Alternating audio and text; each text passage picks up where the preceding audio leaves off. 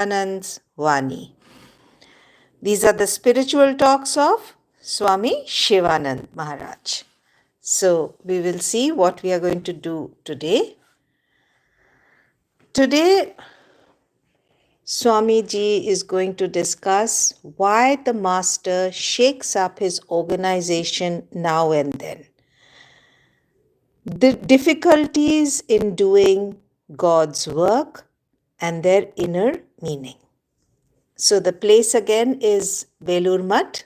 Time is March 22nd, 1929. Before we proceed, if you have not already subscribed to our channel, please do subscribe to our channel.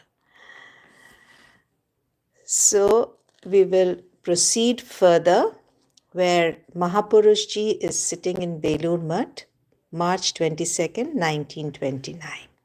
Mahapurushji was seated on a mat on the floor for his lunch, which he had almost finished, when he saw through the blinds the cobbler in the courtyard mending the shoes of the monks. After finishing his meal, he said to an attendant, "Ah, we all had our fill, while this poor man works here without food at this noon. Just go down and let him have plenty of fruits and sweets that have been offered to the master." After finishing that task, the attendant found Mahapurushji standing at the window with a half-rupee coin in hand and looking down at the cobbler. The cobbler started eating as soon as he got the prasad, noticing which Mahapurushji remarked, "So you see, the man was hungry, and that is why he started eating as soon as he got the prasad. Now see how I make fun." With this coin dropped on the cobbler. Finding the coin falling from above, all of a sudden the cobbler lifted his face up to see and meet the eyes of Mahapurushji. He understood the whole thing at once, saluted him with folded hands, and went on expressing in words his gratefulness and joy. A little later, when Mahapurushji heard a monk haggling with the cobbler about the charges for mending the shoes, he felt very hurt and said, "Ah, he is a poor man. Why this haggling with him?" Mahapurushji used to eat very sparingly at night. Sometimes it used to be nothing more than a little milk or a couple of dry grapes or prunes in his milk. This night too, he was drinking a little milk when Swami came and stood before him after saluting him. After discussing several things, they began talking about the activities of the Ramakrishna Mutt and mission. Mahapurushji said, "It's delightful. It really is delightful. And it delights me very much to find you all gathered here.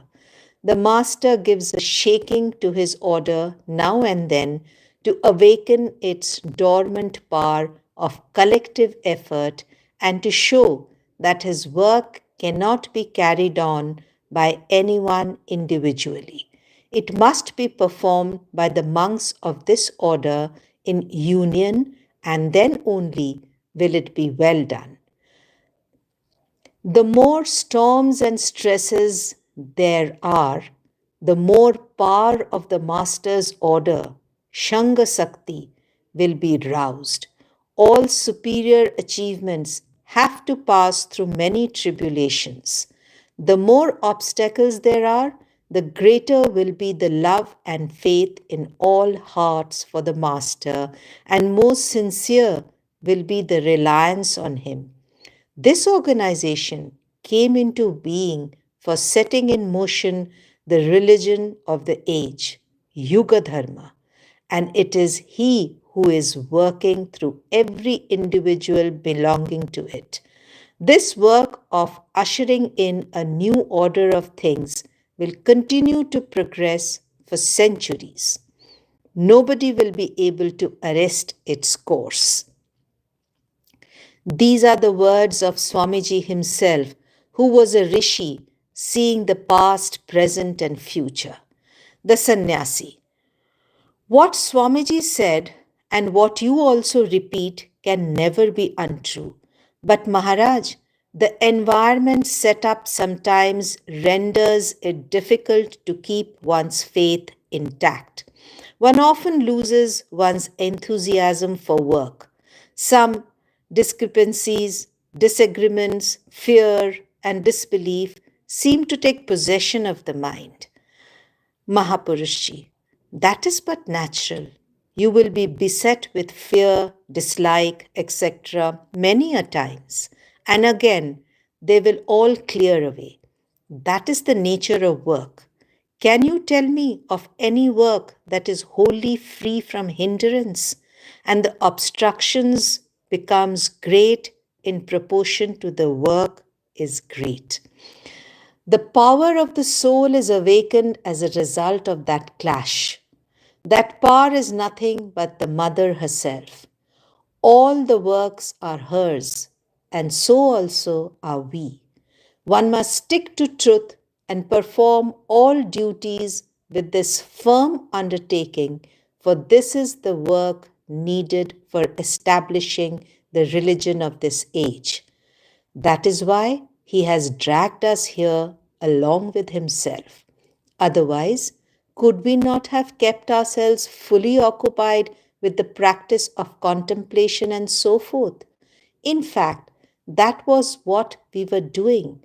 But at the Master's behest, Swamiji introduced these activities. This intensity of work told upon his health and destroyed his body. Could even Swamiji himself do all his work without obstruction? Consider, for instance, the circumstances leading to his departure for the West. To do God's work, he had to fight against innumerable difficulties. Often enough, the thought comes to me that I should no longer remain content with the qualified aspect of God, but should at once rush to Him unqualified aspect, to get merged wholly in samadhi. Yet, would the Master allow me to do so? Still, I know that He is everything. He is the qualified and He is also the unqualified. A quarter of is this whole creation, and His other three immortal quarters are in the bright region. We can do nothing unless He wills it. We have to continue where and in whatever circumstances He is pleased to keep us. Nevertheless, He is revealing to me everything out of His grace. He has opened for me the gate to that immortality. That failing to reach which speech turns back along with the mind. So over here, speech also turns back. Immortality is reached. That is what the stage Swamiji had reached, Mahapurushji had reached, and he's asking us also to go forward and reach that goal. So let us work incessantly, thinking that all work is Sri Ramakrishna's work. Hope you enjoyed today's episode. Do stay tuned to Devakshar, like and share our videos, and do subscribe to our channel. Thank you so much for being with us. Namaskar.